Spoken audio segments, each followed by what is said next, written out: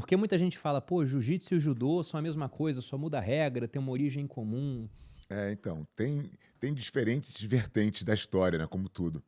A história que eu cresci escutando, e eu nem acho que ela é a verdadeira, porque ela está romantizada, é a história da família Gracie, né? Então, o jiu-jitsu nasceu na Índia, monges budistas que pela religiosidade não podiam usar armas, atravessa a Ásia, chega na China, da China para o Japão, onde se torna a luta dos samurais. Essa história, essa parte da história, não tem muita fonte, né? Então, realmente Alguém foi falando, é foi uma falando, fábula né? contada, né?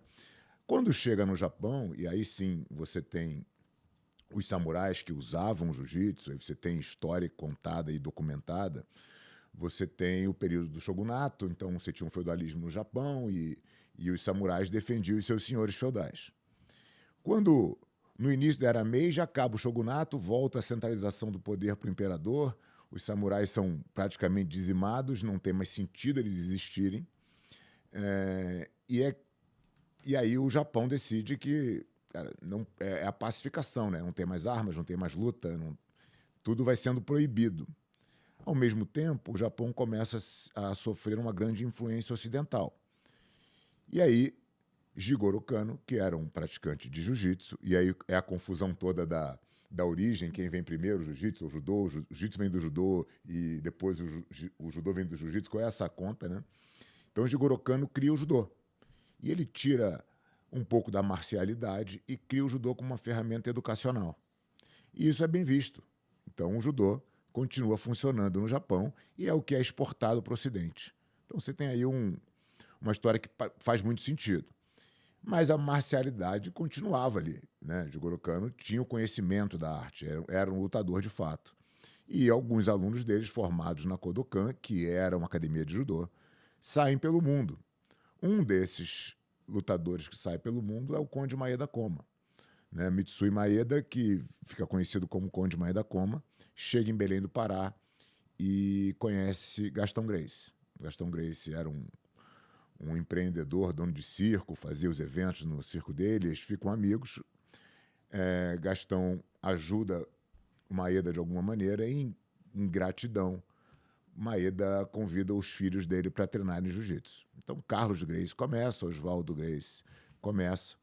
Existem registros, embora existam historiadores que tentam desconectar o jiu-jitsu Gracie com o jiu-jitsu do Mitsui Maeda, mas o fato é que a família Gracie aprende jiu-jitsu, leva para o Rio de Janeiro. O cenário no Rio de Janeiro já existia luta, então já tinha algumas pessoas fazendo outros estilos, tinham inclusive os famosos vale-tudos, só que tinham dois modelos, um vale-tudo real e um vale-tudo que era meio combinado, que pagava mais dinheiro. E aí eu acho que é onde entra a verdadeira divisão do jiu-jitsu brasileiro. A família Gracie falou, cara, nessa marmelada eu não vou. Pelo menos o Carlos e o Hélio. Né?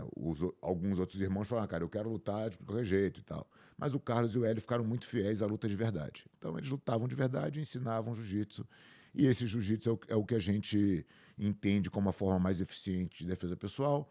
É esse jiu-jitsu que o Brasil exportou. Então, resumidamente, essa é a história do jiu-jitsu, né? É a história que me foi contada. Agora, o romantismo está onde? O mestre Hélio Gracie era um garoto doente, franzino, Sim. e aí ele nunca tinha feito jiu-jitsu, aí um dia o Carlos faltou, e aí ele virou master professor, né? Aí é um pouco de romantismo, mas eu acho que o fato e a origem e o que a família Gracie criou para o jiu-jitsu brasileiro é indiscutível, e o que ela transformou o jiu-jitsu, né? Isso é indiscutível. Na história que eu vi, que é totalmente igual à sua, tinha uns detalhes que me chamaram a atenção interessantes. Quando eu falava, por exemplo, do Conde Koma, né? Que foi esse aluno do Jigoro Kano, que é esse cara que é o criador do judô. Toda academia de judô tem uma foto do Jigoro Kano. E quando ele saiu pelo mundo, ele não veio direto pro Brasil, ele foi rodando o mundo. E era um cara que fazia lutas. Tipo, chegou numa praça e botava lá uma plaquinha, né? Quem ganhar de mim, ganha dinheiro. Apostava. E o judô ele foi se especializando para virar um esporte onde o que conta mais é a queda. Se você derruba o cara, ele cai de costas perfeito no chão, acabou a luta. Só que nessa luta na praça, se você derruba o cara, ele cai de costas no chão, não acaba a luta. O cara levanta e vem para cima de você. Então ele foi se especializando em acabar a luta mesmo. Né? Ou seja, em finalizar o cara, fazer o cara desistir de lutar. Aí quando ele chegou no Brasil, o pessoal aprendeu esse jiu-jitsu que tinha essa finalidade. Não era um esporte em si, era mais do que isso, era realmente eficiente Finalizar para a um luta. cara, Você queria deixar o seu adversário fora de combate. Então, tem até aqueles memes, né, que falam assim, essa posição no jiu-jitsu é, né, um triângulo, e no judô, um nome gigante assim em japonês que você não sabe, né? Porque tem as posições iguais, só que no judô é muito raro você ver uma luta que termina por finalização. A maioria termina porque você deu uma queda, um ippon no cara. Tirando o Flávio Canto, que fazia diferença no judô. Mas é exatamente isso. O ponto é, as técnicas são similares, o objetivo muda. Então, na minha cabeça, a divisão judô e jiu-jitsu está no objetivo. Mas a consequência disso é gigantesca, né? Você acabou de dizer, o cara dá uma queda e a luta acaba. Na vida, quando que tem um problema que acabou? Né? Você caiu no ruim, amigo, você vai ficar no ruim um tempão. Né? E aí eu acho que é onde o jiu-jitsu supera, no sentido de analogias que você pode fazer com a sua vida. Né? Eu costumo fazer essa pergunta para os pais, porque sempre tem essa, bota meu filho no judô, bota meu filho no jiu-jitsu. Eu falei, cara, as duas são ótimas. Mas se eu tivesse que fazer uma pergunta para você, se você gostaria que, quando seu filho tiver um problema, alguém vá lá e separe e resolva para ele, ou quando ele tiver um problema, ele aprenda a se virar sozinho? Que ele aprenda a se virar sozinho. É a resposta de 100% dos pais, né? Eu falei assim, essa é a realidade do jiu-jitsu. O jiu-jitsu, você vai tomar a queda de costas, a luta não vai terminar. Você vai dar a queda no seu adversário, a luta não vai terminar. A luta só vai terminar quando você realmente finalizar o seu adversário, ou quando você for eventualmente finalizado. Né? E aí você levanta e vai de novo. Né? Então, acho que essa mentalidade que o jiu-jitsu, de certa maneira, preservou, e que o judô, por se transformar numa ferramenta educacional e muito esportiva, foi perdendo. E hoje existe uma crítica até no jiu-jitsu, né? Quando você fala de jiu-jitsu competitivo, o esporte de jiu-jitsu, as pessoas mais românticas falam, isso aí não vale nada, porque se estiver na rua, essa lapela não existe. Né? Existe a mesma crítica. Só que o jiu-jitsu, a dinâmica de uma luta de jiu-jitsu, de um treino de jiu-jitsu, tem ainda o objetivo da finalização. E isso é muito protegido, né, pelas pessoas que realmente vivem o jiu-jitsu. Em defesa do jiu-jitsu agora, eu vi recentemente uns vídeos que viralizaram no TikTok e Instagram, onde tinha dois caras que eram irmãos e que foram para Barcelona.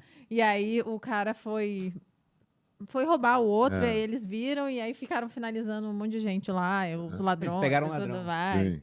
Tem vários casos desses, né, de lutadores de jiu-jitsu que... A gente teve Não um tinha na lapela, Vila no Olímpia caso. outro dia. Essa foi a minha questão. Absolutamente. Não tem a menor necessidade, né? Acho que o preparo da técnica da arte marcial independe do kimono. É claro que quando você vai para o lado esportivo, você está falando do high-end do negócio, né? Mas a origem não precisa de absolutamente nada. A origem, ela combate o instinto.